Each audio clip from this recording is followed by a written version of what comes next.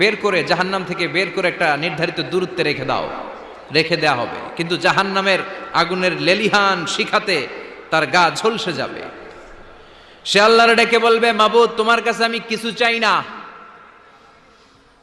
জাহান্নাম থেকে তুমি আমাকে বের করেছো, জীবন নদীর পানি তুমি আমার গায়ের মধ্যে ঢেলে দিয়েছো, আমি আবার সজীবতা ফিরে পেয়েছি। আমি তোমার কাছে জান্নাত চাই না, শুধু নিরাপদ একটা দূরত্বে আমাকে রেখে আসো, যাতে জাহান্নামের আগুন আমারে কষ্ট দিতে না পারে। আল্লাহ, আমি কিন্তু তোমার কাছে জান্নাত চাই না। কি চাই না? জান্নাত চাই না, কিন্তু জাহান্নামের আগুন আমারে কষ্ট দিচ্ছে, এতটা দূরত্বে রাখো যাতে জাহান্নামের আগুন আমার গায়ে না লাগে।